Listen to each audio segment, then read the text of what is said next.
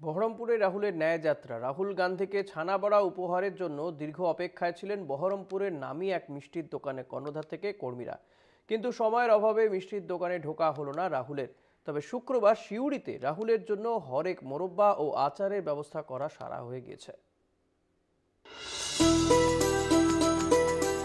2014 এবং 2019 সালে বহরমপুর টেক্সটাইল মোড়ের প্রসিদ্ধ এই মিষ্টির দোকানে ছানাবড়া খেয়েছিলেন রাহুল গান্ধী।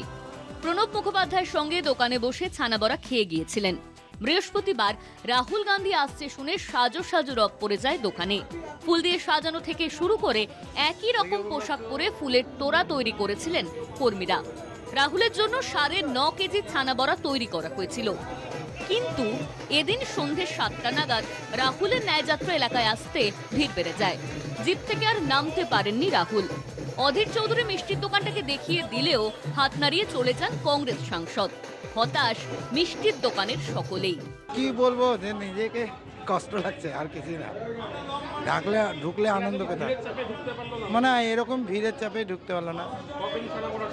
এটা 9.5 কেজি 10 কেজি মতন ছিল। যাই হোক, আমি আইটেমটা একটু করেছিলাম। খুব খারাপ, আনন্দতে ছিলাম যে এটা আসবে। রাহুল গান্ধীকে দেওয়ার জন্য একটা বড় ছানা বড়ার আয়োজন করা হয়েছিল, সেইটা গিফট করার জন্য ব্যবস্থা করা হয়েছিল। না, কাঁসার থালায় দেওয়া হতো না, ঢুকলো না। আর কি করা যাবে বলুন। ছানাবড়া চোখে দেখা না হলেও রাহুলের পাতে পড়তে চলেছে সিউড়ির বিখ্যাত মোরব্বা। এই মোরব্বার প্রেমে পড়েছেন উত্তম কুমার থেকে শুরু করে বুদ্ধদেব ভট্টাচার্য সকলেই। এবার সেই মোরব্বা খাওয়ারই ইচ্ছে প্রকাশ করেছেন রাহুল গান্ধী। শুক্রবার ন্যায়যাত্রা নিয়ে বীরভূমে রাহুল গান্ধী, তাই রাহুলের জন্য এখানকার বিখ্যাত মিষ্টির দোকান থেকে নিয়ে যাওয়া হলো 5 কেজির মোরব্বা, সঙ্গে আচারও। বীরভূমের মোরব্বা এবং আচার রাহুলজির পাতে দেওয়ার খুব ইচ্ছা আছে এবং সেটা চলেও এসছে আমার কাছে।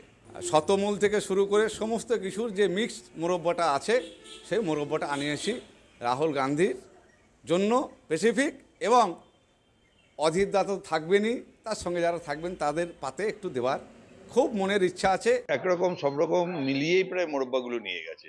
বেল, পেঁপে, শতমূল, আমলকি, আম, এইভাবে মিলিয়ে উনি বেশ কয়েকটা প্যাকেট দিয়ে গিয়েছে মিস্টার গান্ধীকে দেওয়ার জন্য।